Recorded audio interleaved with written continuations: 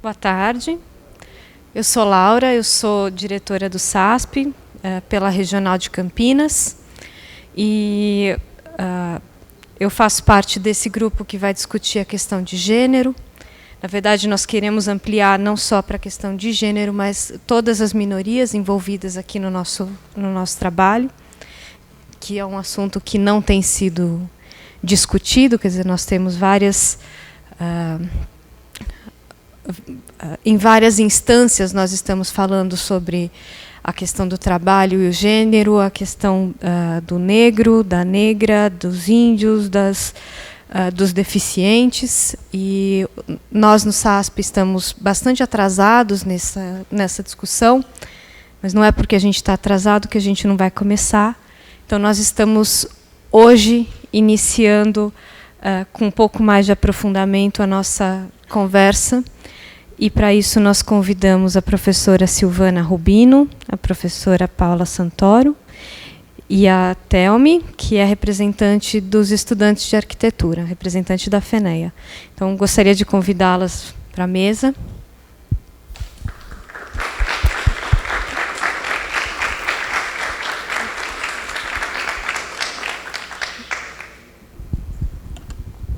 Boa tarde a todas e a todos, né? Já que a gente vai falar de gênero, a gente pode fazer uma inversão da nossa maneira habitual de começar a fala. Eu quero agradecer muito a Laura, minha ex-aluna, minha querida ex-aluna Laura Haley, e o sindicato pelo convite. Convite que eu tentei reagir, eu falei, eu não sou arquiteta, talvez eu não tenha muito a dizer para vocês a esse respeito.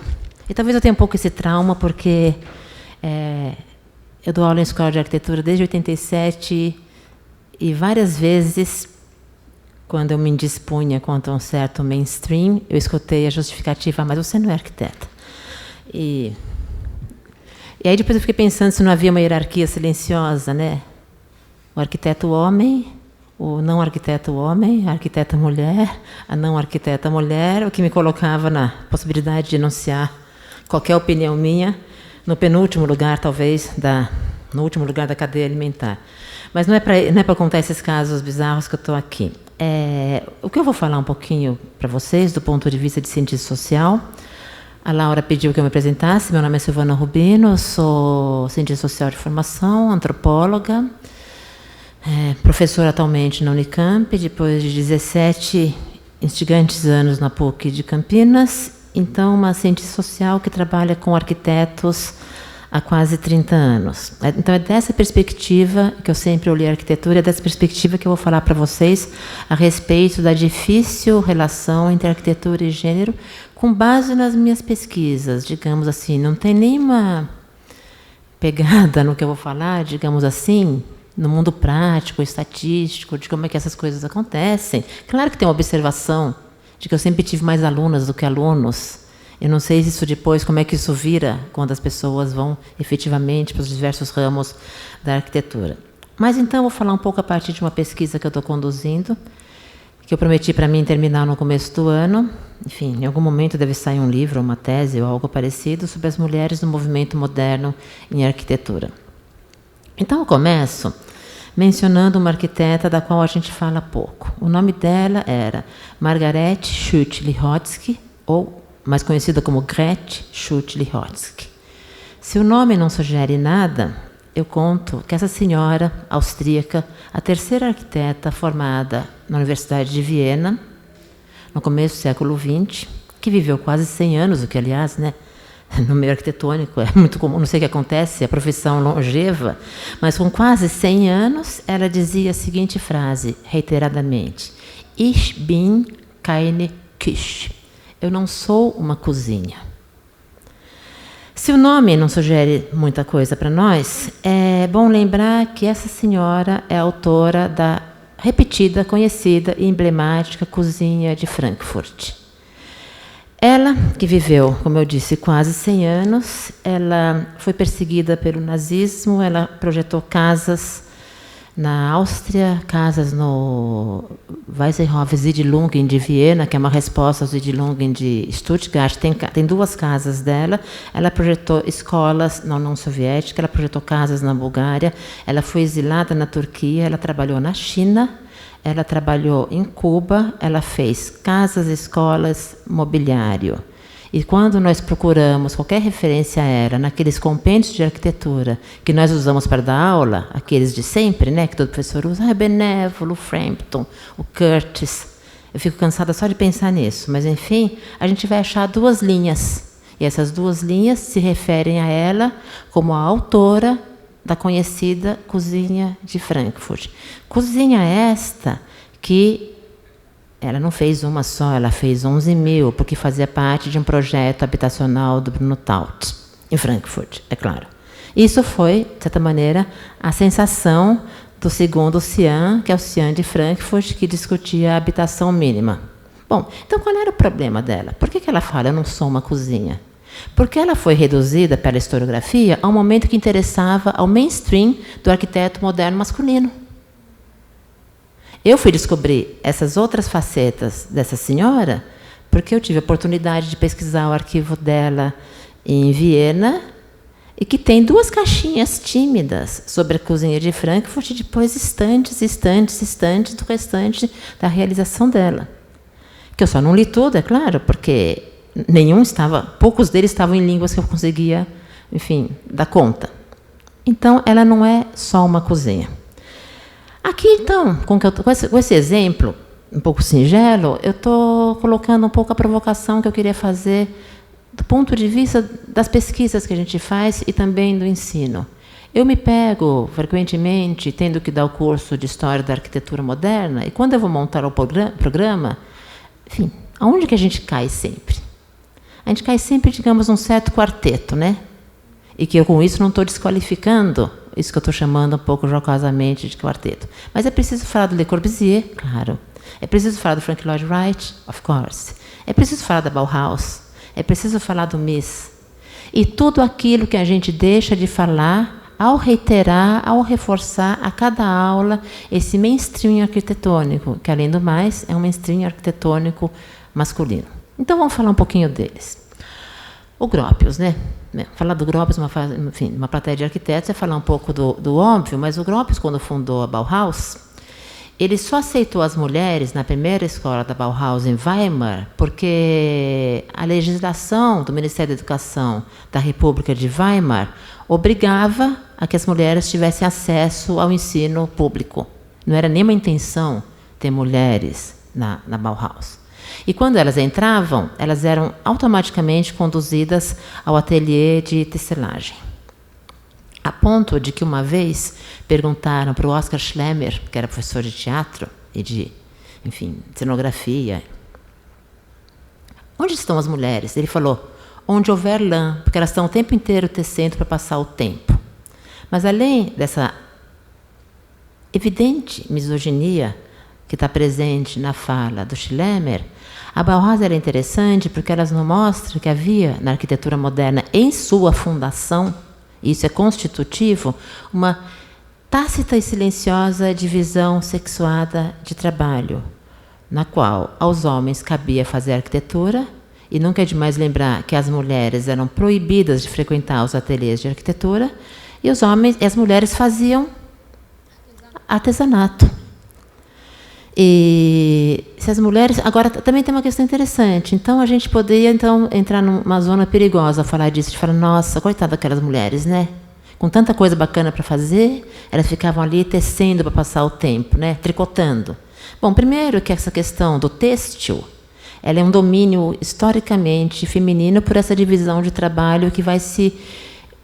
Eu insisto que é uma divisão tácita e silenciosa, chamando a atenção de que as divisões silenciosas e não enunciadas são as mais perturbadoras, porque são aquelas que nós aceitamos, nem sabemos por quê, ou seja, são aquelas que estão inscritas na cultura. E é claro que, como arquiteta, eu levo muito, como antropólogo, olha o outro falho, eu levo muito a sério essa questão da inscrição cultural.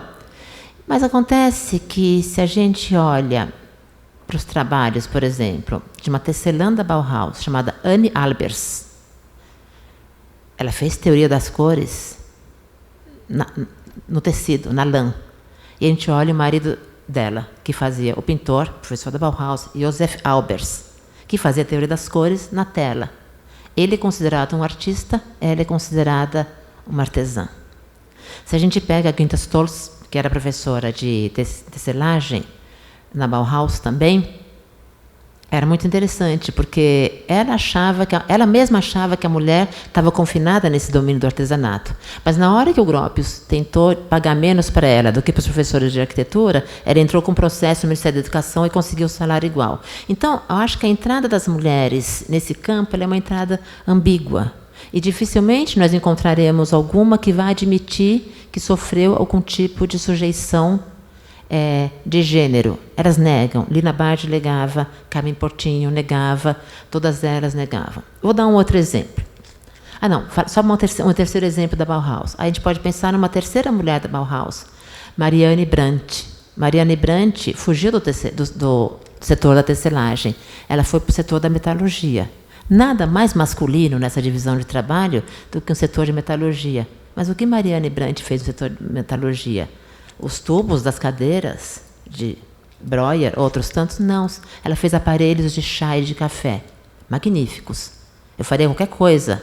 É muito fácil, é só pagar em euros. Mas, enfim, eu daria todos os euros que eu não tenho para ter um em casa. Mas, de qualquer maneira, mesmo passando por um material tradicionalmente visto como masculino, ela foi conduzida de volta nessa divisão de trabalho a fazer o quê?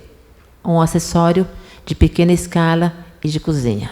Enquanto os homens se preocupavam com cidades, com casas, com edifícios, etc. Então, se a gente pensa que o Gropius dizia que de um pequeno objeto doméstico como uma colher à cidade, tudo é tarefa do arquiteto, a gente pode pensar que tem um gradiente, que tem um espectro, onde o pequeno objeto doméstico é tarefa da arquiteta e da porta da casa para a rua, ou seja, o espaço de uso público é tarefa do arquiteto. Essa divisão, de certa maneira, ela acabou se consagrando. Pensemos em uma outra mulher.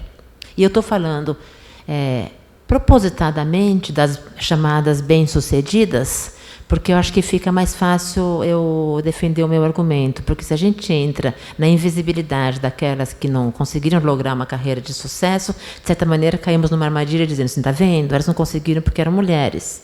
O que elas teriam feito? Bom, então vamos ver o que fizeram aquelas que de fato fizeram uma carreira. Vamos pensar num segundo exemplo. Um exemplo que eu gosto, meu exemplo preferido da minha pesquisa. Uma moça chamada Charlotte Perriand. Ela fez artes decorativas.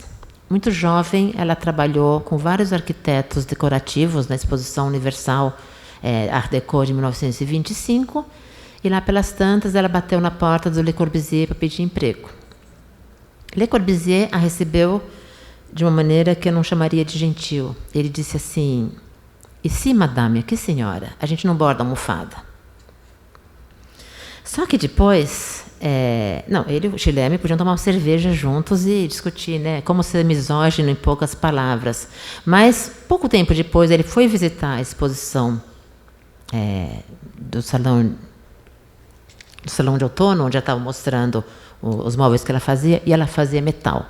E Le Corbusier não sabia fazer móvel. Ele não sabia fazer móvel em metal. Ele vivia passando vergonha diante de seus colegas da Bauhaus. No Siedlungen, de Weissenhof Siedlungen, de Stuttgart, ele foi extremamente criticado porque ele usava móveis comprados prontos. Ele usava cadeira tonê. Se vocês têm na retina a imagem do pavilhão do Esprit Nouveau, dessa exposição de 1925, pavilhão, diz-se passagem, que ninguém visitou, só ele. Se a gente estuda a documentação do Le Corbusier, parece que o pavilhão do Esprit Nouveau é um grande momento da Exposição Universal. Se a gente estuda a documentação da Exposição Universal, mas nem os amigos dele foram. Estava lá num cantinho, só ele deu. Mas se a gente olha para aquilo, que é uma questão muito interessante, o espaço que ele faz são com poltronas e cadeiras compradas prontas no mercado, porque Le Corbusier não sabia fazer móveis. E entre 1927 e 1937, os anos em que Charlotte Perriand, depois dessa malcriação inicial, foi trabalhar com ele fez as famosas cadeiras que começam com LC, LC1, LC2, LC3, e assim vamos. Que até hoje, se a gente chegar em qualquer loja e disser, eu quero ver a cadeira da Charlotte Perriand, a cadeira do Le Corbusier, ela foi patenteada como Charlotte Perriand Schoenfeld, que era o nome dela, Charles-Édouard Jeanneret, vulgo Le Corbusier, e André Pierre Jeanneret, que era o primo do Le Corbusier. Esta é a patente, nessa ordem. Charlotte Pierre Le Corbusier. Ao repassar a patente para Cassina, Le Corbusier mudou. Le Corbusier, Pierre, Charlotte. Enfim, na seguinte negociação, ele mudou para Le Corbusier. E, recentemente, eu tive a boa notícia de que ela voltou a ter o nome dos 3 autores. Voltou por quê? Porque as pesquisas estão mostrando, com base em farta documentação, de que as cadeiras não são dele. Na verdade, é uma gentileza nossa. Não posso falar isso muito alto, que a Cassina pode me processar, mas é uma gentileza nossa. E reparemos, ele nunca mais fez móveis. Ele fez aqueles móveis entre 27 e 37. Depois, ele nunca mais fez uma Harris cadeira. Mas onde eu queria chegar? Voltando ao exemplo da Schultz-Lihotzky. Se a gente procurar a Charlotte Perriand nos nossos compêndios de arquitetura, a gente vai achar uma nota como aquela que participou do escritório do Le Corbusier. Ela também morreu com 90 e algo, e a última obra que ela fez foi uma estação de esqui na França, uma estação de esqui chamada Les Arcs, onde ela usou todos os princípios do CIAM, de zoneamento, de divisão territorial, e ela fez da cadeira, ela fez a escala completa, ela fez da cadeira até o planejamento da estação de esqui. Só que isso não conta. Então, o que me parecer, pensando e já caminhando para a conclusão, na invisibilidade das arquitetas, é que é preciso que nós, como docentes e como pesquisadores, nós façamos perguntas mais ousadas. Nós acreditemos menos nos nossos manuais, que também eles são escritos. Essa escrita é também ela, digamos assim, tensionada e condicionada historicamente, que a gente comece a procurar a fazer questões renovadas. Eu acredito piamente que questões renovadas ao material mais conhecido, com base nesses 2 exemplos que eu dei, elas podem trazer revelações, não só revelações ligadas a gênero, mas revelações ligadas às hierarquias tácitas, silenciosamente aceitas da arquitetura, de uma arquitetura que sempre elege, digamos, aquela meia dúzia que vai para o panteão. Essa meia dúzia nunca inclui uma mulher. E finalizo, que meu tempo já acabou, mas acho que eu vou me dar, embora ninguém esteja me dando só um minutinho a mais, para falar de uma terceira arquiteta. Que vocês poderiam argumentar. Mas tem a Lina. Eu, como já estudei a Lina, eu escuto isso o tempo inteiro. Mas tem a Lina. Claro que tem a Lina. E a Lina faz centenário esse ano, né? Daqui a pouco ninguém mais aguentava ouvir falar da Lina. Mas enquanto a gente ainda dá conta de falar da Lina, a Lina é bem-sucedida, super bem-sucedida. A Lina tem escritos completamente vinculados ao momento da arte decorativa, ao estudo da casa, etc. Mas a face mais conhecida da Lina é a face da arquiteta que fez o grande Museu Público de São Paulo. Agora, pensemos bem. Eu gosto tanto da Lina que eu posso falar isso com alguma tranquilidade. Qual foi o primeiro projeto importante da Lina? A Casa de Vidro, 51. Quem era seu cliente? Pietro Maria Bardi. Qual foi o segundo grande projeto da Lina? A museografia do MASP da 7 de abril. Quem era seu cliente? Pietro Maria Bardi. E qual foi a obra magnífica da Lina? O MASP da Avenida Paulista. O MASP da Avenida Paulista. Quem era o seu cliente? Pietro Maria Bardi. Teríamos Lina... sim, mas teríamos Lina acontecendo no campo da arquitetura. Teria Lina encontrado, é a pergunta que eu me faço e faço aos senhores, teria Lina encontrado um lugar ao sol no misógino e machista campo da arquitetura moderna brasileira se ela não tivesse sido casada com o seu cliente? Claro, certamente não. Certamente...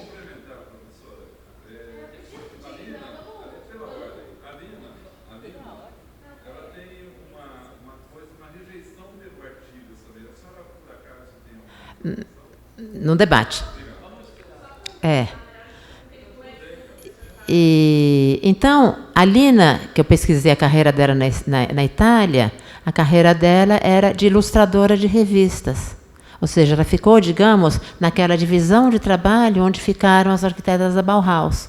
Ou seja, há, enfim, circunstâncias na vida de algumas delas que favorecem essa entrada, digamos, num ambiente mais duro e puro da arquitetura. Mas, enfim, isso é dado não só pelo talento que Lina tinha sobrando, eu não vou nem, enfim, me dedicar a botar isso em questão, mas por circunstâncias sem as quais talvez ela não tivesse encontrado esse lugar, porque talvez a gente pense que no campo da arquitetura moderna, Por mais modernos que eles se achassem e mais propositores de um novo modo de vida, talvez ainda não houvesse lugar para a mulher participar em condições de igualdade daquilo que era uma nova proposta para o homem novo. Talvez o homem novo fosse homem não no sentido genérico, mas homem no sentido, enfim, sexuado e com um corte muito sério de gênero. Era só isso, obrigada.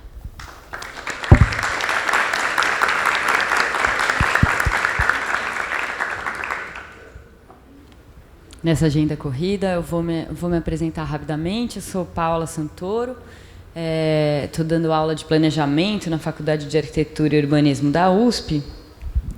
E queria dizer que, às vezes, me surpreende a quantidade de convites que eu tenho para falar sobre esse tema, porque esse não é meu tema de pesquisa. Diferentemente da Silvana, ele não é, historicamente, meu tema de pesquisa, mas ele apareceu na minha vida por uma trajetória de trabalho, por ter trabalhado 10 anos numa ONG, cuja cooperação internacional, principalmente alemã, endereçava um trabalho, um olhar de gênero na nossa ação. E como eu trabalho com planejamento urbano, eu tinha que pensar essas questões no campo do planejamento urbano, e isso me fazendo colecionar, vamos dizer, algumas questões sobre a mulher e sua relação no planejamento territorial, e também vencer uma resistência minha, que tem uma relação forte com a nossa formação, que é muito modernista, onde a gente vai olhar a cidade sempre no campo da universalidade, né, do direito de todos, né, ou da cidade para todos, onde a gente não vê esse ser oculto que é a mulher nesse espaço, né. Depois eu tive a oportunidade de fazer a minha bolsa de doutorado com uma mulher que chama Zaida Mushi.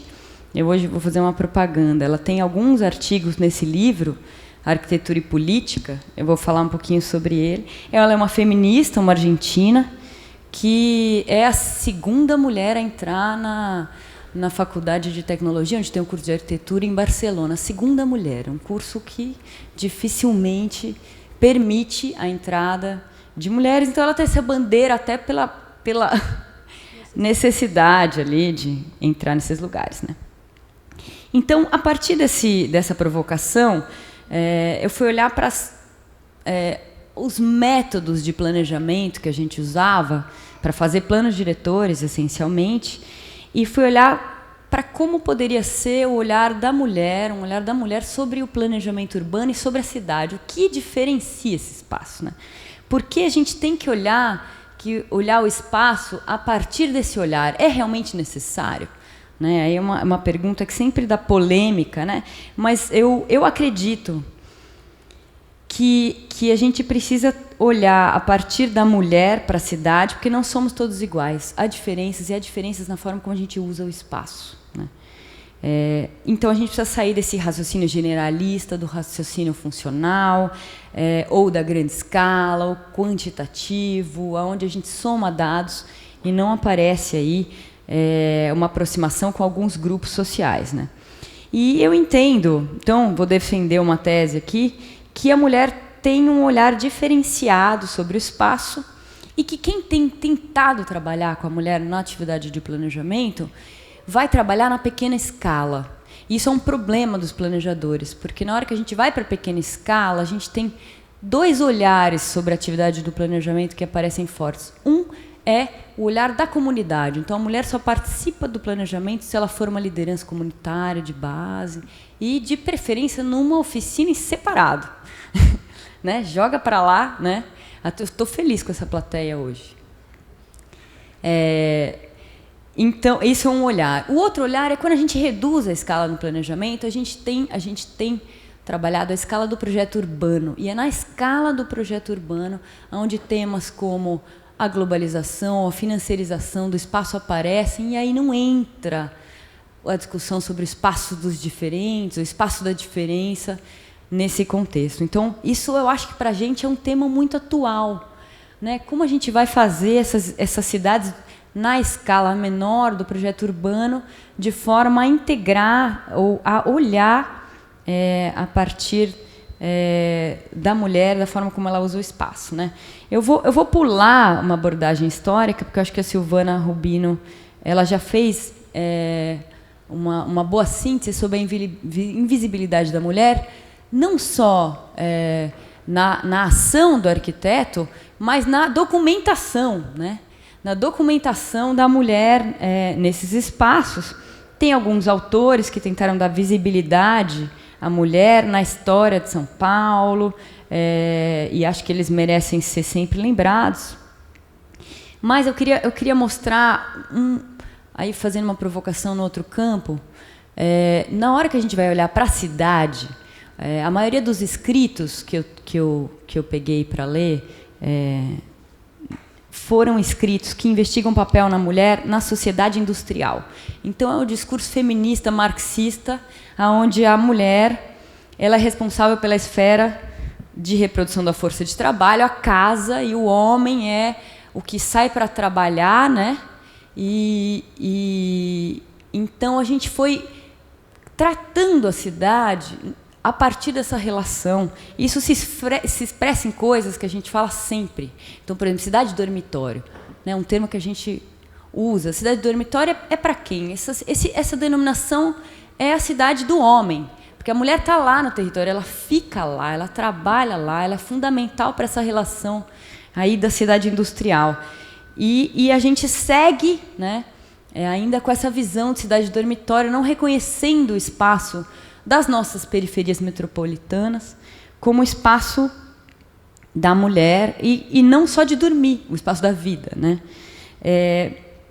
Uma outra literatura vai olhar para as mulheres nas cidades globais, né? Então, estou pensando em Saskia Sassen, né?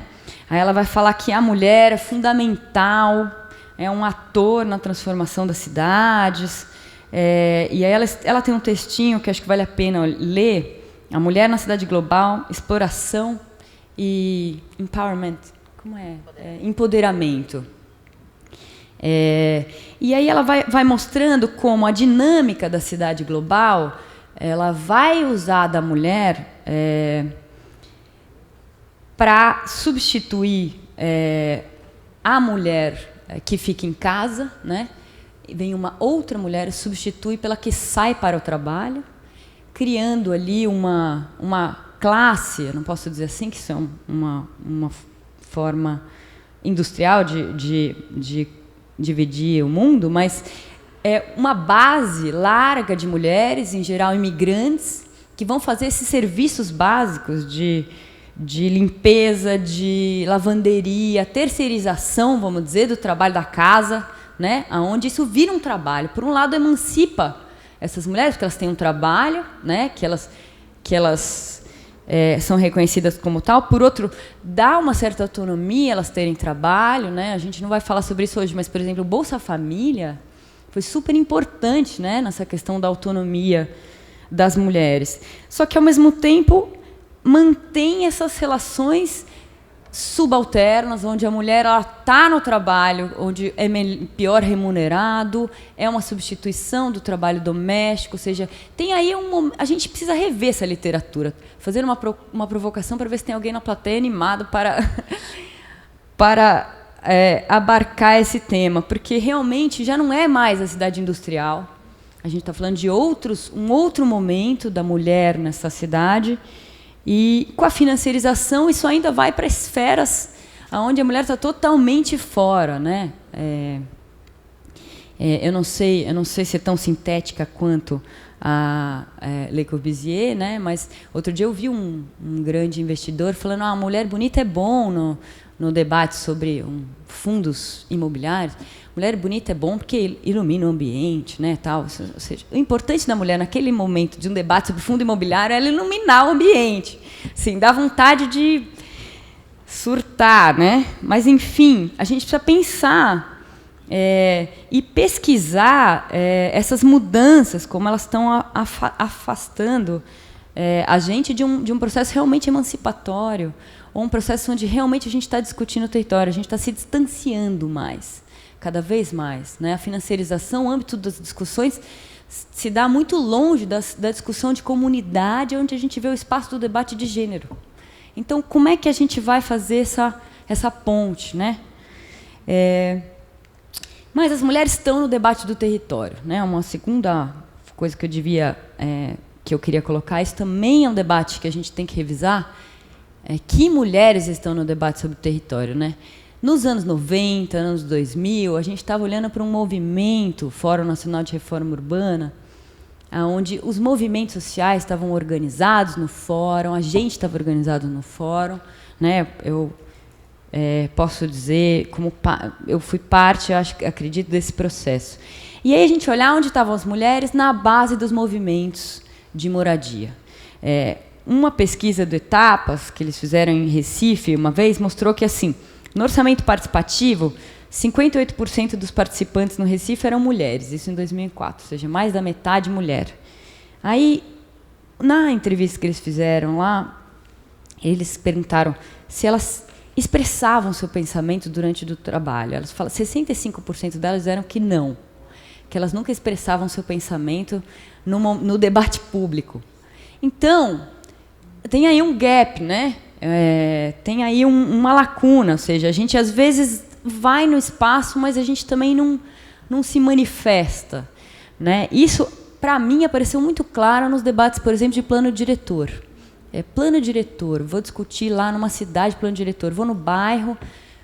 Um momento emblemático da minha vida, veio uma reunião, tinha assim, a plateia, 90% mulheres, 2 caras encravatados, sentados na primeira fileira.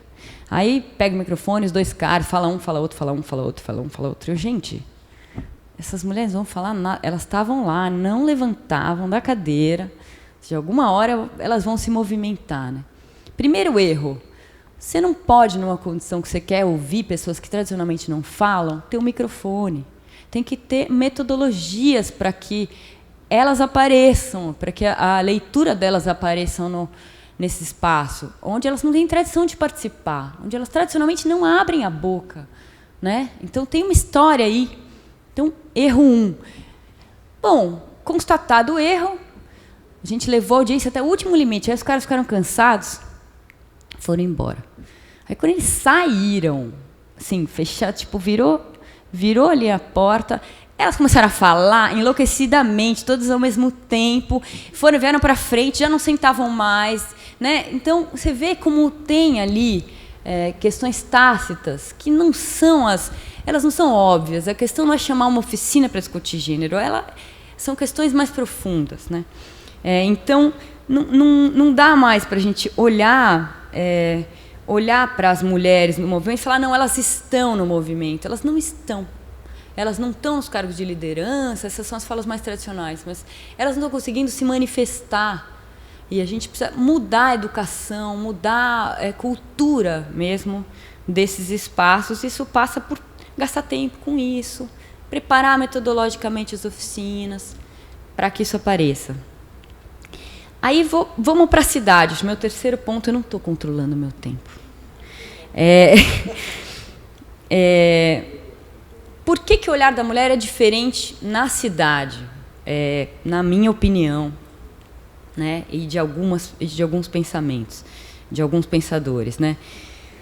A história das mulheres na luta por direitos à cidade começou com a luta por creches, né? E a questão dos equipamentos sociais para as mulheres, ela é muito significativa. Ela é a possibilidade de transformação das relações familiares, a possibilidade dela sair para trabalhar, ter onde deixar o filho. Então, sempre foi a questão do equipamento uma questão essencialmente feminina, porque era um passo na autonomia dela ter a possibilidade de creche. Ainda creches não pagas, creches públicas, né?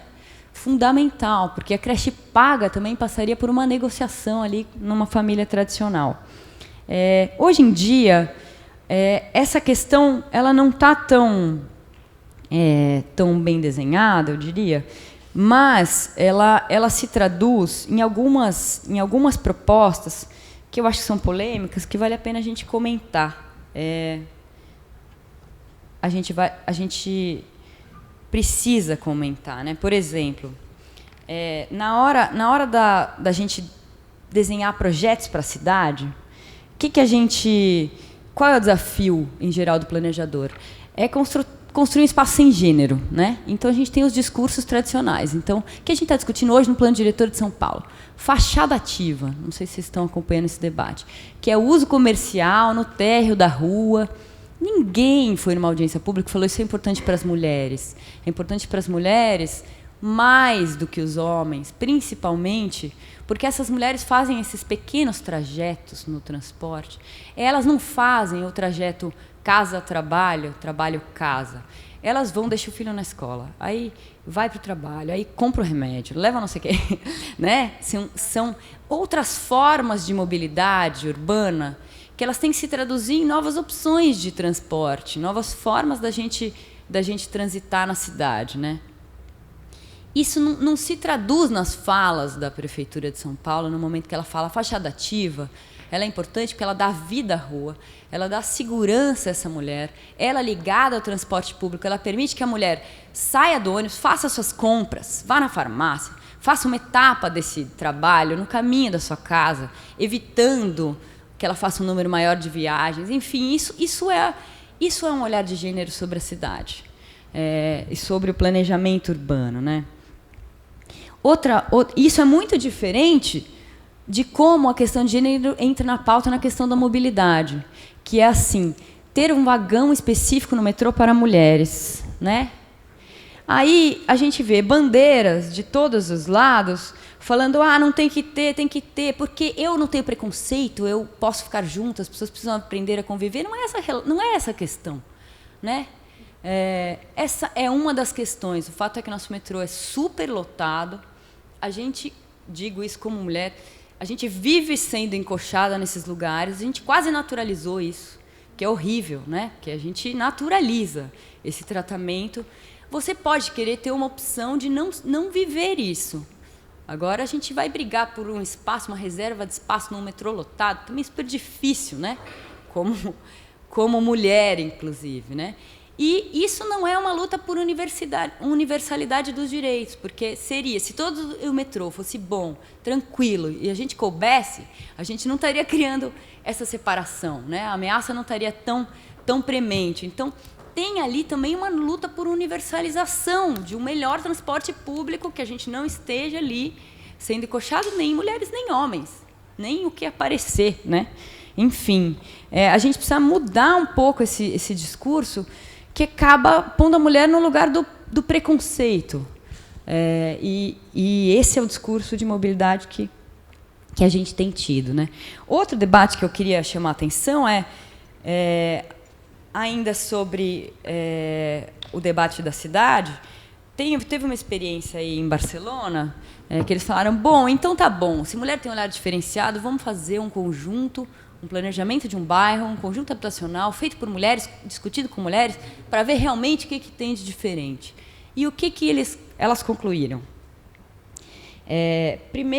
Primeiro momento que elas concluíram é que elas tiveram que pedir a mudança do zoneamento da cidade, porque o zoneamento era um zoneamento funcional tradicional, onde não podia ter uso misto. Então, o primeiro projeto que elas fizeram tinha creche perto do supermercado, perto da casa, misturado, com a área de lazer e tudo mais. Isso não cabia no zoneamento, né? Olha como é importante o zoneamento misto, né, para esses momentos, para esses projetos. A outra questão que apareceu, por exemplo, eles criaram uma relação máxima de comunicação entre as cozinhas das moradias e o espaço de jogo das crianças. Então, a cozinha estava voltada para a área de lazer, de tal modo que eu estou vendo meu filho enquanto cozinho e aí eu consigo sair para trabalhar. Isso é a jornada da mulher, né? Deveria ser compartilhada, né? Isso merece uma reflexão. Ou espaços intermediários de passagem, como, por exemplo, térreo do prédio, térreo do edifício, foram superdimensionados para, quando chove, as crianças poderem brincar dentro, e não somente nos lugares descobertos, porque daí elas entram em casa e não tem espaço coletivo de brincar. Foram criados lugares para armazenar grandes volumes, né? É da mulher, muitas vezes, a responsabilidade de organizar a casa, né? Então, elas se preocuparam em ter espaços para bicicletas, carrinhos e tudo mais. Ou seja, admitiram que as tarefas do lar dão trabalho, tomam tempo e precisam de espaços pensados para tal, né? Então, falei um pouquinho desse olhar sobre a cidade. Vou parar por aqui, senão a gente fala o dia inteiro. O que eu queria mesmo era frisar que, para a mulher, alguns temas que podem ser direitos universais da cidade, direitos para todos, fazem muito mais diferença para a mulher. Eu falei um pouco da mobilidade, podia ter falado da iluminação pública, ou de outros tantos temas, a cidade com muros, uma ameaça para as mulheres, ou seja, a gente luta pela cidade que tem a vida nas ruas. E essa vida nos dá segurança e nos dá a possibilidade da gente reorganizar a nossa vida. E o planejamento tem que pensar isso, e tem que endereçar, eu acho, a essas pessoas. Obrigada.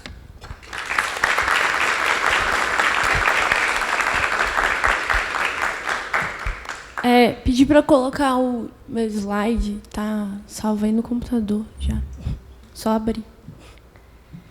Enquanto isso, vou me apresentar. Meu nome é Thelmi Adami, eu sou da Universidade Federal do Espírito Santo, sou diretora da FENEA também, e fiz uma iniciação científica sobre as relações de gênero em arquitetura, junto com uma amiga minha, Lorena, que fez também, só que eu fiz voltada para a profissão e ela fez voltada para a academia, mas a gente sempre teve em contato, né, uma com a outra. E orientada pela nossa professora Carla Carze. Então, eu vou falar sobre gênero e arquitetura, né?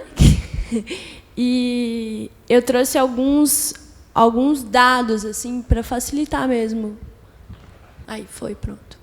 Então, trouxe um panorama geral, né, de alguns dados mesmo que a gente levantou na pesquisa. E o primeiro dado que eu trouxe está disponível no CAL, que são o número de profissionais. Assim, esses dados são importantes para a gente poder fazer uma comparação, uma análise mesmo sobre as relações de gênero dentro da arquitetura.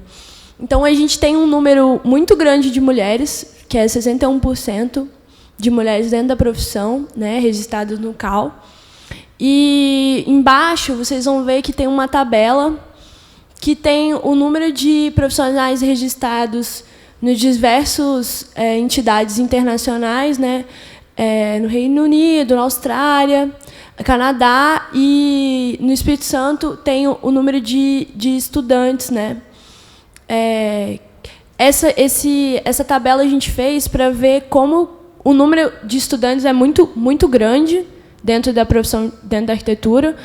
Vocês podem, acho que não dá para, não necessariamente precisa de dados para falar isso, porque cotidianamente a gente vê, quem é professor, a quantidade de mulheres que a gente tem em sala de aula, e como esse número ele cai quando a gente entra para a profissão, né?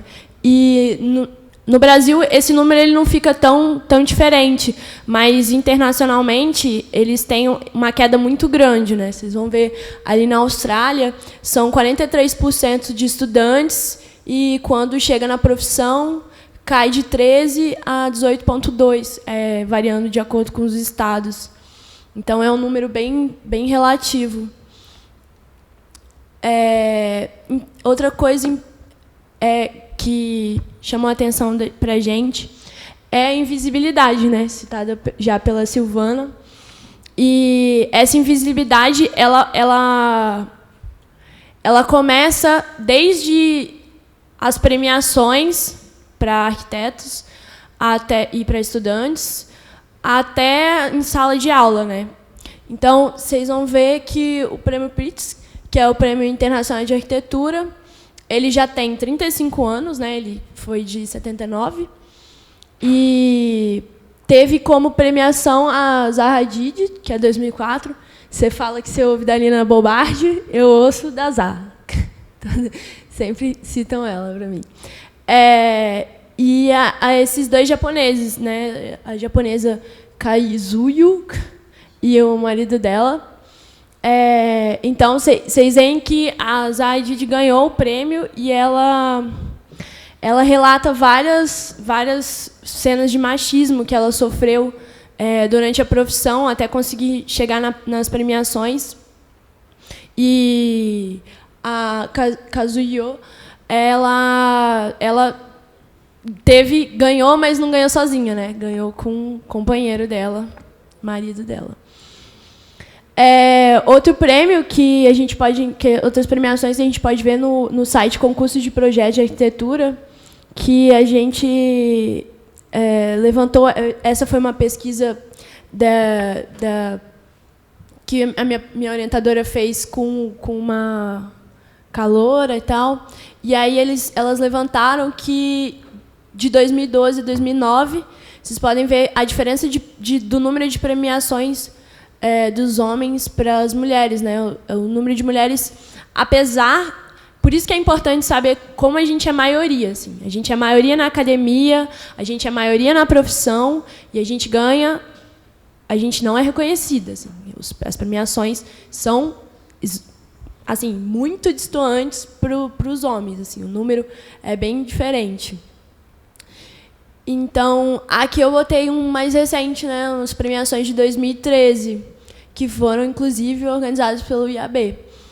E aí você vai ver, essas premiações eu vi em Blumenau, no encontro de Blumenau, que eu chamei a atenção, né, que você olha, nós somos, no Espírito Santo, 75% das mulheres dentro da UFES, né? Acho que o número nacional deve girar em torno disso, 70%, 80%, 60% de mulheres dentro da academia. E aí você olha as premiações, Thales Rocha, Arnon Rodrigues, Renato, Vinícius, Tiago, aí as menções honrosas, Amanda. Então, a gente tem, né, 4 premiações e 2 menções honrosas, apenas uma mulher premiada. Então, outro ponto da invisibilidade que eu sempre trato, eu fiz essa tabelinha ontem à noite. Então, se tiver desatualizado alguma coisa aí, vocês, por favor, me corrijam, né, que tem gente de todas as entidades aqui. A gente tem São Paulo, Rio de Janeiro, Espírito Santo e Minas.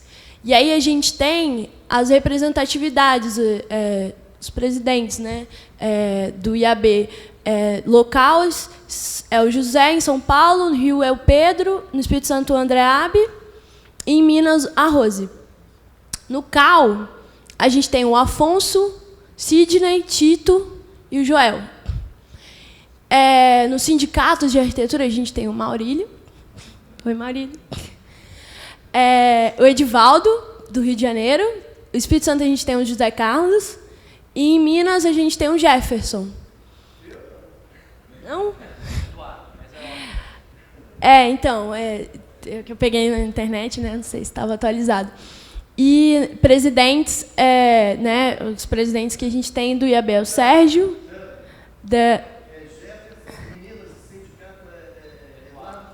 Eduardo. Mas é homem, né? Então, é o Sérgio.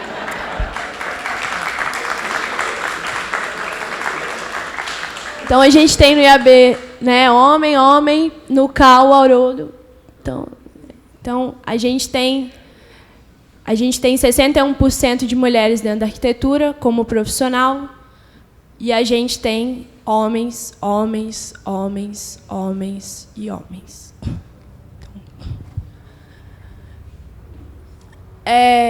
Dentro da profissão também, a gente tem alguns problemas que são mais, digamos assim, que as pessoas ficam, tipo assim, que é uma coisa menos aceitável e mais visível para a sociedade, né? Que são os problemas das condições de trabalho e as diferenças salariais. O PNAD, que é a Pesquisa Nacional de Amostra em Domicílio, um dos campos do IBGE, entrevistou um grupo de homens e mulheres para saber sobre os afazeres cotidianos, sabe? Lavar roupa, louça, na vida dos profissionais, né? Aí não só na arquitetura, essa pesquisa foi geral. E 90% das mulheres responderam que sim, que esses afazeres eles interferem diretamente na vida profissional das mulheres. E 45% dos homens falou que não interfere. Então, por que 45% dos homens falaram que a vida cotidiana, os afazeres domiciliares atrapalham, não atrapalham, né, na vida, né, apenas, e as mulheres, 90% falam que atrapalha. Porque a partir do momento que você tem que chegar em casa, lavar a roupa, lavar a louça, e eu digo meu caso, meu pai está assistindo TV e eu tenho que lavar a louça que ele sujou, por exemplo, isso não acontece na minha casa, mas em diversos casos eu acredito que aconteça. Você se torna um prejudicial na profissão, e aí você não consegue avançar. Outro dado que eu esqueci de colocar, mas que depois eu posso até... é que, conforme a gente vai avançando na idade, né, da profissão, a porcentagem de mulheres vai reduzindo. Então, você pega estudante de arquitetura, ou profissionais de arquitetura de 25 anos, tem tanto por cento. Aí você vai ver de 60 anos, cai um número assim, ó, drasticamente. Porque as mulheres vão desistindo, da profissão, porque tem que cuidar do filho, não tem ninguém para olhar, e aí ela tem que dar conta da profissão que a gente sabe que a nossa profissão é pesada, exige uma carga horária muito, muito grande. Então, conforme vai avançando, a gente vai caindo, né, na números profissionais. Outro exemplo é da White, que 80% das mulheres relatam que a presença dos filhos as deixa em desvantagem na carreira profissional, enquanto seus homólogos masculinos, apenas 8% acreditam que ocorra alguma desvantagem na profissão. Então, foi o que eu falei. Se você tem que cuidar do seu filho, você tem que abrir mão, né, da profissão, em alguns momentos. Então, um exemplo que eu comentei, um colega meu comentou, foi que, na apresentação da minha pesquisa, inclusive, o avaliador dela, falou que ele tinha uma arquiteta que morava no condomínio dele, e ela era sozinha, assim. E ela relatava que ela morava sozinha, não tinha filhos e tal, porque ela escolheu a profissão. Então, e aí muita gente me pergunta, mas e aí, a solução vai ser a gente não vai ter filho?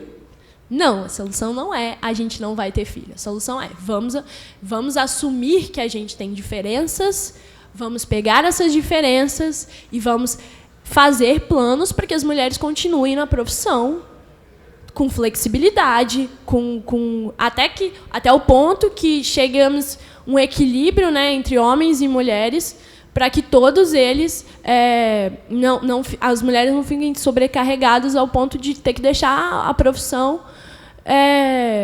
para exercer, para cuidar dos filhos. Outro dado é do Instituto do Canadá de Arquitetura, que em 2013 disse que as mulheres registradas em tempo integral de trabalho na arquitetura ganham 82% do salário dos trabalhadores do sexo masculino, também em tempo integral. Então, as mulheres elas ganham menos. Elas só ganham 82% do salário dos homens no Canadá. E, em tempo parcial, né, ganham 62%. É pior ainda.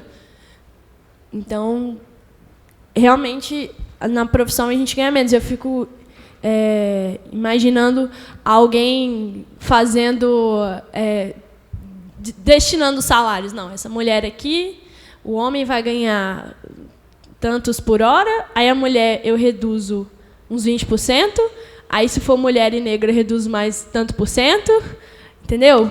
Porque não tem lógica isso, não tem lógica.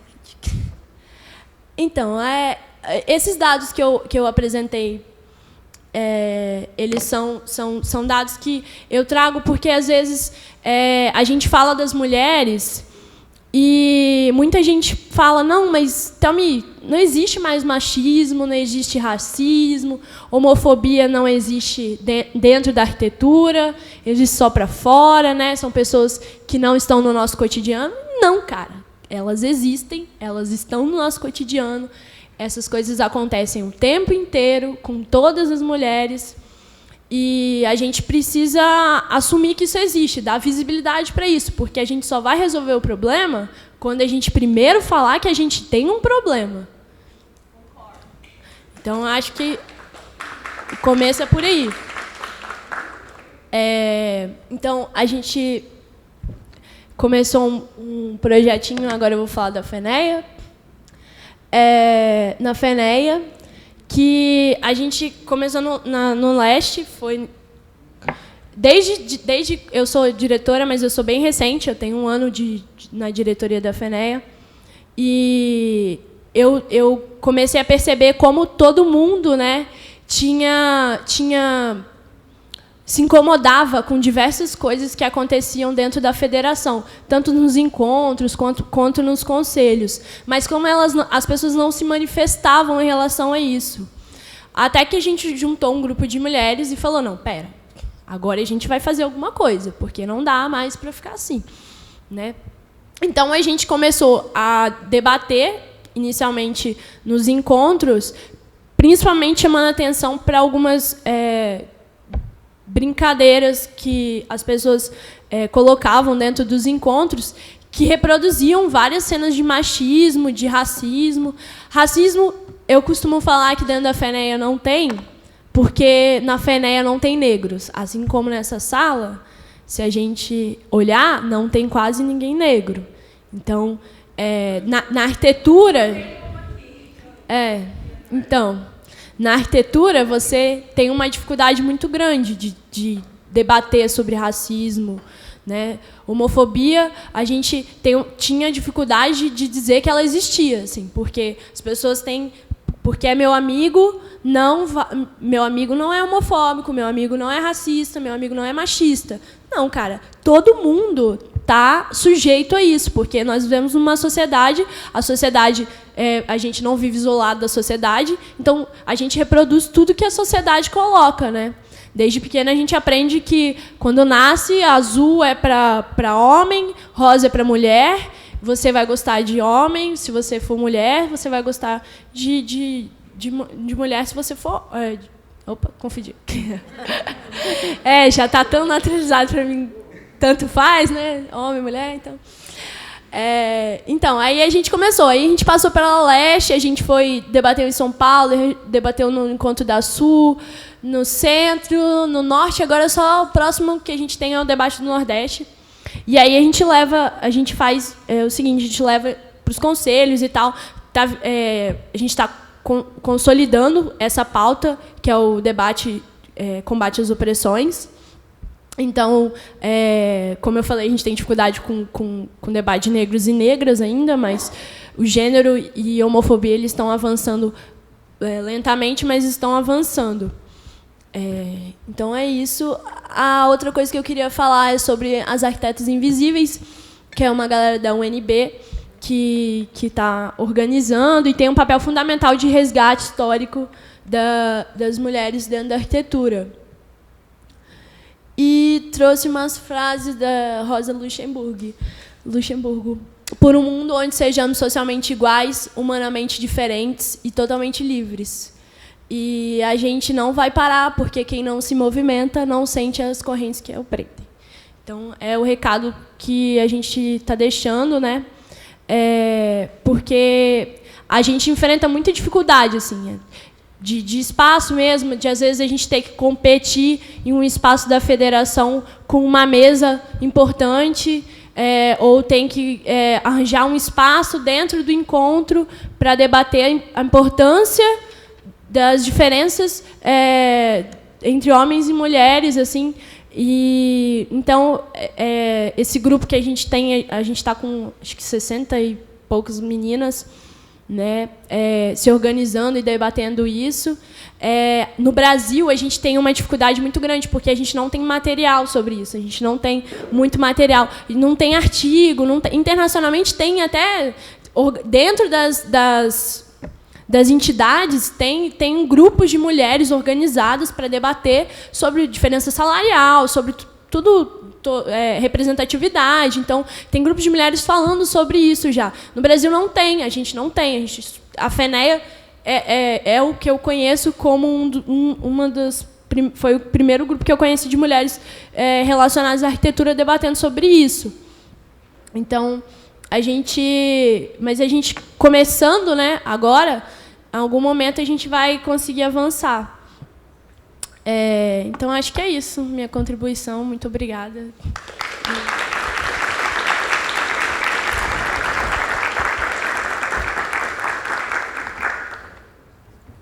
Gostaria de agradecer à mesa, fazer um convite para que quem quiser participar do nosso grupo de trabalho sobre a discussão de gênero e minorias nos procure. A gente vai começar a fazer os debates na sede do SASP, por e-mail, para ver como que isso como transformar isso em ações, né? Nós somos um sindicato de trabalhadores. Como que isso reflete no ambiente do trabalho e o que o sindicato pode fazer para proteger essas pessoas e para... acho que, nesse momento, principalmente, mostrar que o problema existe, né? É o que a Thelma estava falando. Se a gente não começa a falar e mostrar para as pessoas, olha, isso que está acontecendo, você está sofrendo um preconceito de gênero, você está sofrendo um preconceito racial. Tem situações que estão tão embutidas no nosso dia a dia que, às vezes, a gente sente um incômodo, mas não fala para o outro. A gente não admite em voz alta que sofreu um tipo de discriminação. Nós, como sindicato de trabalhadores, a gente precisa de denúncias. Então, se eu sofri isso no ambiente de trabalho, eu tenho que chegar para o meu sindicato e falar, e aí, sofri, como é que a gente faz? Nós estamos abertos aqui para isso. Então, se você sentiu essa situação, nos procure e vamos trabalhar junto para que essa situação mude, né?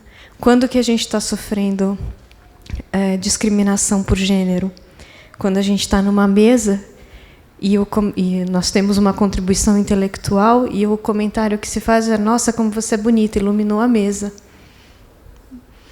Ou quando você está procurando emprego e você é preterida porque tem alguém com o cabelo, com a escova mais bem feita, e não pelo seu currículo, né? Não pela tua capacidade como arquiteta, mas como a tua presença para vender um produto. Esse tipo de situação ocorre o tempo todo. Isso é discriminação por gênero. Então, a gente tem que estar atento e tem que começar a lutar contra isso. Então, fica aberto aqui o convite para todos, para todas,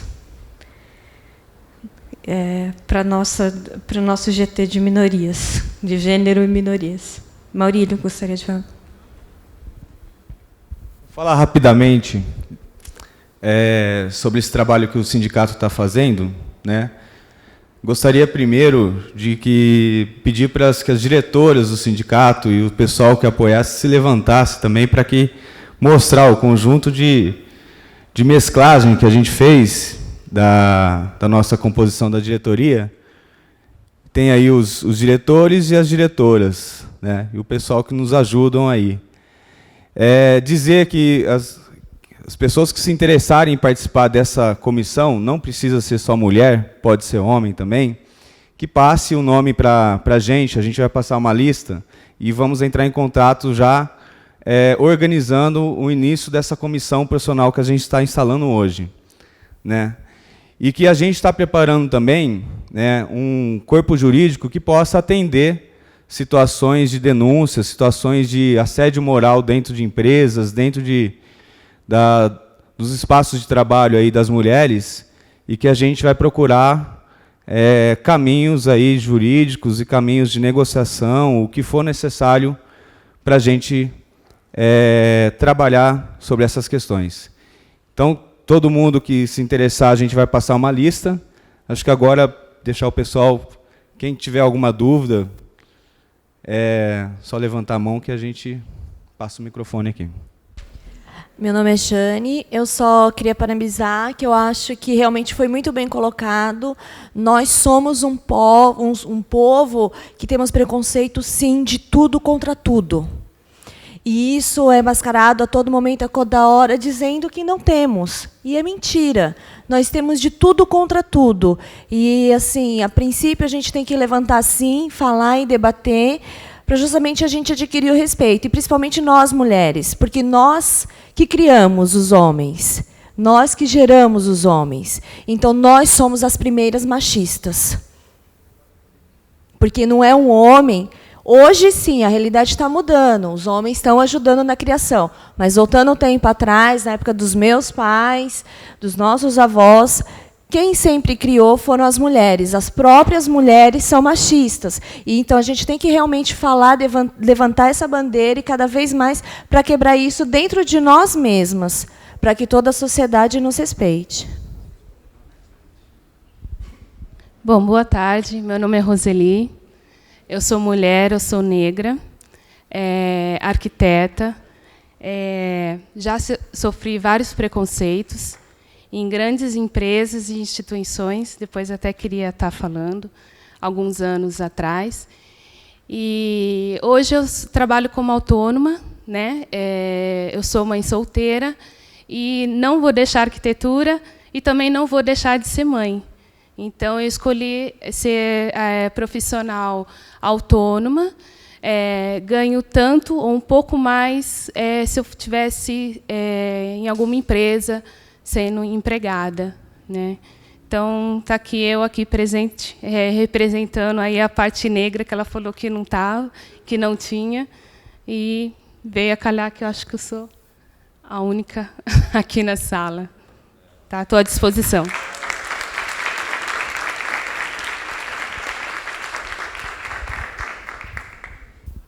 Oi. Vou sentar, eu acho melhor. Eu sou Vitor, sou estudante também, sou da UFRJ, e sou diretor da FENEA também. Eu queria fazer uma fala breve só para parabenizar o SASP por fazer esse debate aqui, incentivar e estimular a organização desse debate dentro do sindicato. Eu tenho acompanhado, dentro da FENEA, a evolução dessa discussão, e o esforço que os estudantes organizados, que nós estamos fazendo para conseguir pautar todas essas pautas de opressões sociais, né, raciais, de gênero, homofobia, enfim. E a dificuldade é muito grande, a gente tem uma dificuldade muito grande com isso no movimento estudantil, por, eu acho, muito tempo em que esse assunto não foi colocado como se ele tivesse, de alguma forma, resolvido, ou se as diferenças tivessem sido superadas e tal, em algum sentido. E aí, quando a gente começou a ver que não estava superado, longe disso, e começou a cutucar o debate, a reação é muito grande, porque incomoda as pessoas e, de repente, elas se descobrem reprodutoras dessas opressões, como não poderia deixar de ser, já que é um debate anulado e tal, e a gente não tem refletido sobre isso. Mas, ao mesmo tempo que é tão difícil e tal, em tão pouco tempo desse debate sendo construído da FENEA, a gente já vê avanços de consciência dos estudantes em relação a isso, avanços significativos. Sei lá, acho que a gente pode colocar 1 ano, né, Thelmi, que esse debate vem sendo construído de forma mais concreta. E a gente já tem hoje, já está num outro momento desse debate, mas ainda é muito difícil. E eu acho que esse desafio no movimento sindical, ele é maior ainda. Eu acho que a dificuldade é muito grande. O movimento sindical,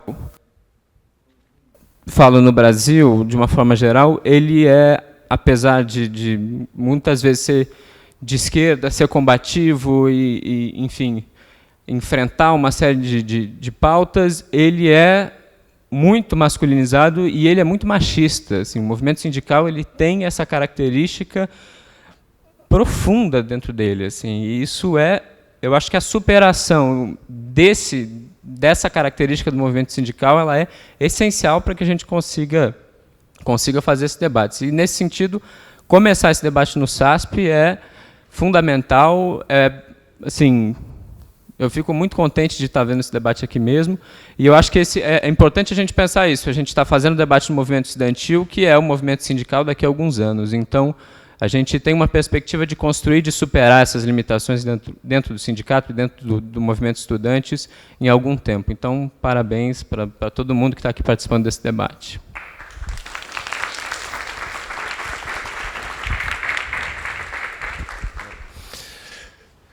Inicio parabenizando as 3 companheiras aí que fizeram uma exposição, que eu considero assim, exemplar do ponto de vista da radiografia da realidade da mulher num cenário, não só no Brasil, não é, mas avançando no cenário mundial, né, da mulher e especificamente da mulher arquiteta, né, enquanto trabalhadora também. Mas eu pedi para falar exatamente sobre a questão do campo sindical. Né? Talvez, se eu tivesse falado antes, você não tivesse colocado da forma como colocou. Porque, no campo sindical, a Central Única dos Trabalhadores tem uma política muito forte, voltada especificamente para a mulher. Né? E inserção da mulher na política sindical, entendeu? Em condições de igualdade com os homens. Né? Nós avançamos muito nesse debate. Esse debate é feito já há muitos anos. Há 8, 9 anos atrás, né? A CUT já havia avançado, deliberado, que tinha que ter pelo menos 30% de mulheres nas direções, não só da CUT nacional, mas das entidades filiadas à CUT. O último CONCUT, que foi aqui em São Paulo, né, avançamos mais, deliberamos que a próxima gestão da CUT tem que ter obrigatoriamente 50% das mulheres nos cargos de direção, não é em cargos secundários, cargos de direção. Né? E espero que a gente consiga avançar e ter uma mulher presidente da CUT. Obviamente, né, que há centrais e centrais. Eu falo pela Central Única dos Trabalhadores, da qual a FNA é filiada, aliás, é fundadora, é sócia número 1 da CUT, né? Assim como o SASP também é fundador da CUT São Paulo, e o SARG, né, o Sindicato dos Arquitetos no Rio de Janeiro, é fundador da CUT no Rio de Janeiro. Nós temos essa visão com relação às desigualdades, né, não só de gênero, mas também as desigualdades raciais, né, e a CUT tem trabalhado de uma forma bastante forte nessa questão das desigualdades, tanto raciais, né, e de gênero, quanto outras desigualdades também, né, e outros preconceitos, como LGBT, por exemplo, né, dentre tantos que a gente tem aí no país e que essa eleição presidencial agora, né, mostrou, né, aflorou, ou melhor, permitiu que quem tem o preconceito botasse para fora. E também isso é importante, porque enquanto a gente tinha um preconceito velado, era difícil da gente combater. Agora que o preconceito está aberto, fica mais fácil de você combater e mostrar que o preconceito ele contribui para a piora da humanidade como um todo. Não só de quem está sendo, né, discriminado, mas a humanidade como um todo ela fica diminuída quando, né, se dá voz e consequência para os preconceitos. É isso, companheiros. Obrigado. Então, eu resolvi falar o seguinte. Eu sou minoria na minha casa, né? Todo mundo é arquiteto e sou o único homem. Todo mundo é mulher lá, até a cachorra, que tem até lapiseira. Eu fico muito contente de ter o aconchego, por isso que eu resolvi falar nesta reunião. Isso não é nem uma coisa muito afetiva, tanto a plateia quanto a mesa. Fiquei muito contente porque, num primeiro momento, a Cíntia se revelou de uma forma mais amiga ainda. E sentei com ela para almoçar e mal sabia que a minha prezada futura colega, né?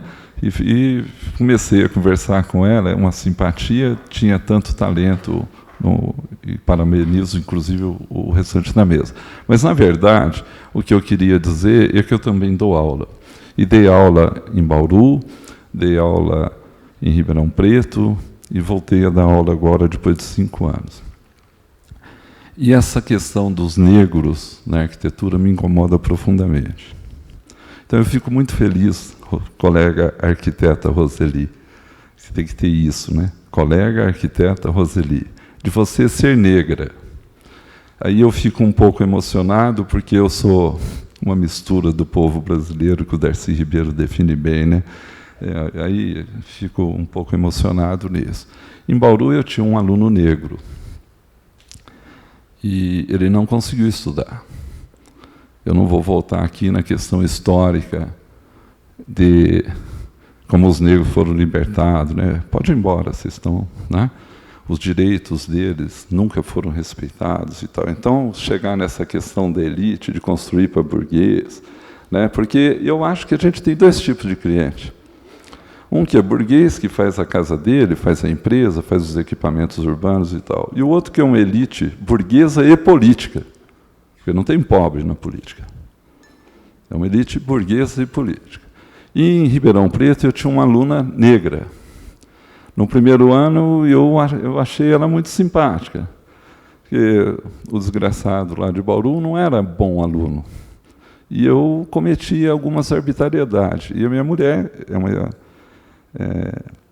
é arquiteta e professora mais de 24 horas por dia. Ela falava, você não pode fazer isso, né?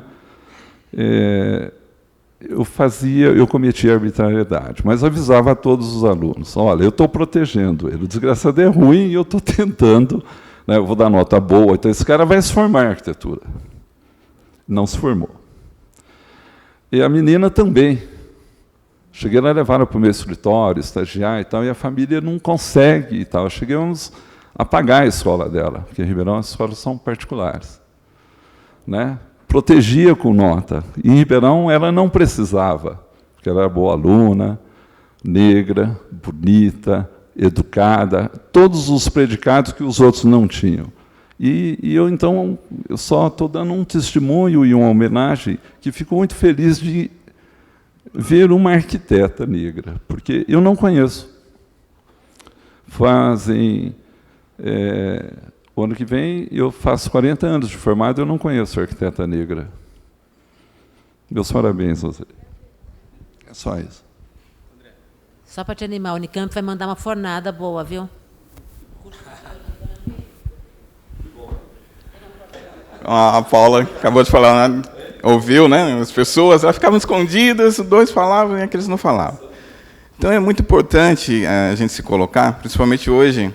Também, além de arquitetos, sou docente, né, dou aula em faculdade de arquitetura no litoral, e a gente encontra pessoas com essa dificuldade que você falou, e o meu incentivo foi outro, né, de falar, não vou te ajudar não, entendeu? Você vai vencer, se eu cheguei, você é capaz de vencer também, né? Então, muitas vezes a gente tenta passar a mão na cabeça, e a gente tem que fazer com que essas pessoas sejam vitoriosas, como poucos foram, né? E como que isso a gente consegue transmitir para outras pessoas. Então, essa identidade, essa referência, tem que ser passada.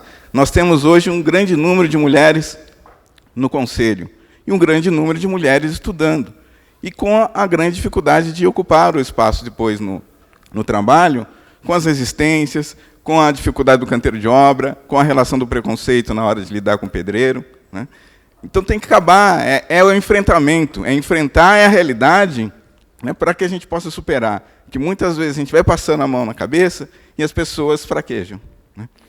Então tem que realmente buscar as referências, mostrar as dificuldades. Então, como que eu fiz com que alguns alunos meus, poucos, conseguissem chegar, foi mostrando as dificuldades que eu tive, né? E não as facilidades, mas as dificuldades e que eram capazes de superar e de vencer. Então, esse eu acho que é um dos pontos que a gente tem que colocar em pauta, porque as dificuldades existem, né, como foi falado aqui, os preconceitos existem, as pessoas realmente colocam barreiras, colocam dificuldades, e a gente tem que fazer com que essa luta seja conduzida por pessoas que realmente sofrem esse papel. Por isso o sindicato hoje tem um grupo grande de mulheres guerreiras que eu convivo aí, eu vejo a luta que elas têm, a determinação de mudar, de colocar esse assunto em pauta. Qual sindicato colocou esse assunto em pauta para discutir, né, para fazer essa transformação? Então, eu parabenizo aí o nosso grupo e parabenizo todos que estão aqui, ainda num sábado como esse, discutindo um tema como esse. Você vê? São poucos, né?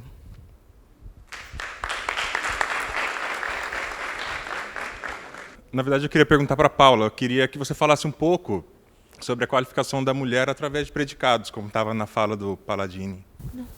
Bom, eu gostei muito do que eu ouvi hoje. Só queria fazer um comentário sobre essa questão da pequena presença do negro e da negra na sala de aula. Nos meus anos de PUC de Campinas, eu tive uma única aluna negra que depois eu vinha descobrir que era filha adotiva, ou seja, de uma família burguesa. Enfim, então isso não era uma exceção que, na verdade, só fazia confirmar a regra. Quando eu disse que na Unicamp, em toda a classe, tem pelo menos 2 ou 3 alunos, isso tem a ver com graduais políticas de acesso à universidade. Quer dizer, não se trata de um milagre. E aí a minha posição como professora, entrou na sala de aula, é meu aluno, todas as outras características não fazem... Isso não é um assunto. Eu trato meus alunos igualmente bem. Na verdade, eu trato meus alunos igualmente bem. Não é que eu trato... Enfim, não é questão de ser duro ou não ser duro.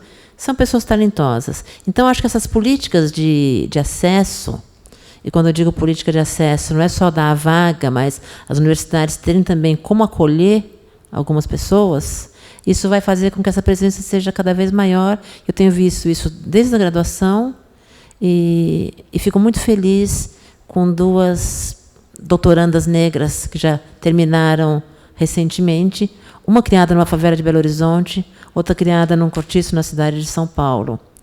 Uma está terminando o doutorado, a menina de Belo Horizonte, e a que foi criada no cortiço, que participou de movimento de moradia, etc., acabou de me escrever dizendo que passou para dar aula na Universidade Federal da Bahia. Ou seja, as pessoas todas, enfim, precisam dessas políticas de oportunidade. Todas, enfim, uma vez tendo as oportunidades, os talentos se revelam ou não, e isso não tem nada a ver com outros condicionantes. É só que isso eu queria lembrar, porque sua questão me fez pensar que não é por um acaso que esses talentos estão encontrando lugar na sociedade. É porque a sociedade está se mexendo nessa direção. Eu queria fazer um comentário também nesse sentido, relacionando um pouco o preconceito com o tema das cotas, né? A gente, no urbano, tenta superar algumas desigualdades na relação mulher-homem, e a gente tem trabalhado nos campos delicados, né? Um deles é o da propriedade privada do imóvel. Esse a gente tem avançado como pauta, né? Então a gente viu aí, sei lá, plano diretor de Santo André propondo subsídios maiores para mulheres, porque elas ganham menos, afinal, né? Dialogando com... poderiam ter maior subsídio. Direito à titulação, preferência na titulação. Esses temas são muito polêmicos na própria relação familiar, né? Quem avaliou aí políticas de regularização que aconteceram, viram os problemas que aparecem, né? A volta do amor perdido, né? Vocês já viram essa história? Na hora de regularizar, volta o marido, né? Que tinha abandonado a família. Ou políticas do tipo a que aconteceu aqui na Prefeitura de São Paulo, como o título é preferencialmente São Paulo para a mulher, eles fizeram uma reunião chamando só mulheres. Deu uma quebra nas famílias, do tipo, eu não vou deixar minha mulher ir. Como assim chamou minha mulher, não me chamou, e eu não posso escolher quem vai, né? A violência familiar. Então, a gente tem aí questões, quando a gente pauta as preferências, ou mesmo políticas de cota, a gente precisa ter olhares muito cuidadosos sobre como isso vai acontecer e sobre como isso vai se refletir no lugar do ensino, né? Não é para ter pena, né? Acho que meu colega colocou bem claramente, né? Por favor, não é para ter pena, que é isso, direitos iguais, e vamos empoderar essas pessoas. É para isso que essas políticas servem, para inverter situações históricas onde não há lugar para a entrada, e a questão da mulher na titulação da terra é uma delas, né? A gente teve uma dupla de autoras ali do Rio Grande do Sul que fizeram uma pesquisa e descobriram que as mulheres só ganhavam propriedade por herança, né? Era o momento que as mulheres viravam proprietárias, e que na hora de comprar um imóvel, as famílias colocam no nome do marido, do homem.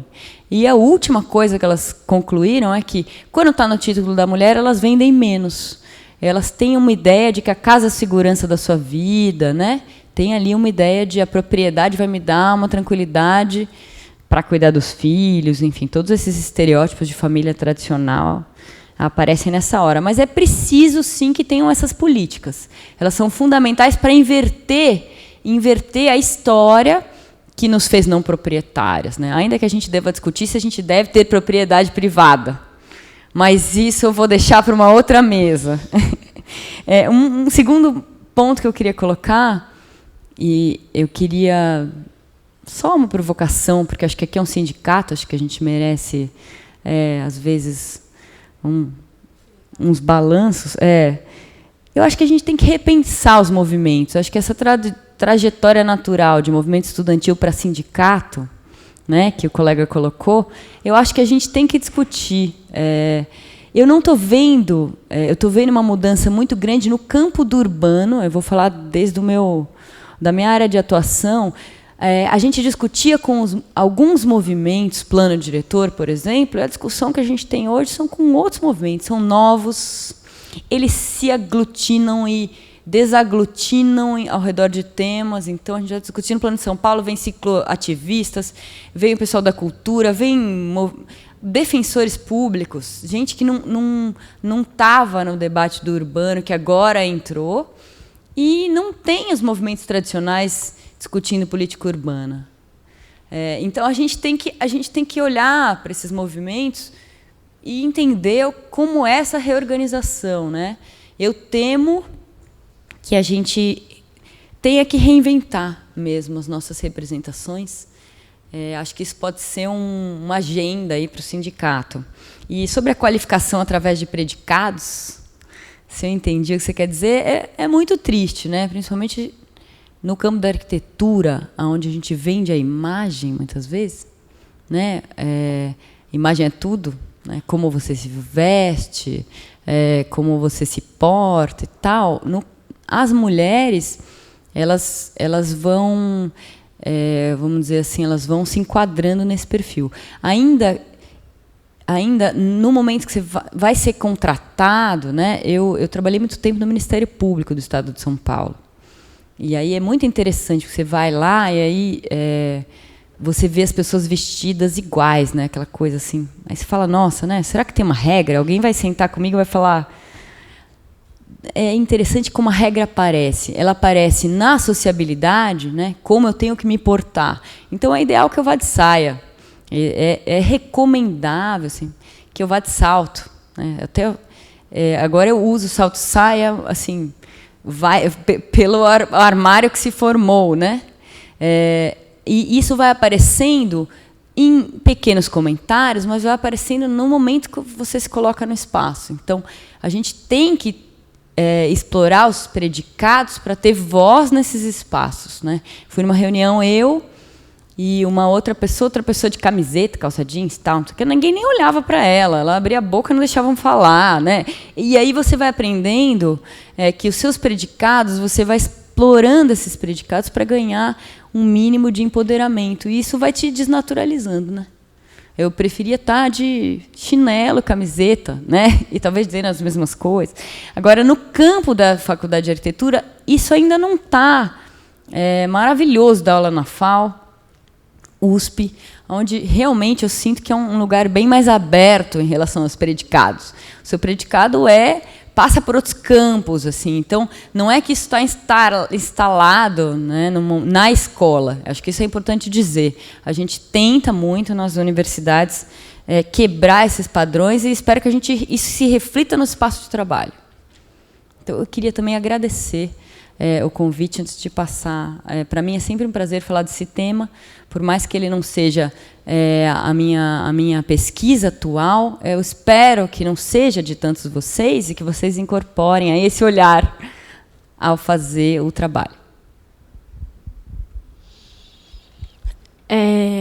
Então, vou falar rapidinho sobre... Muita gente me pergunta como que a gente resolve essa situação.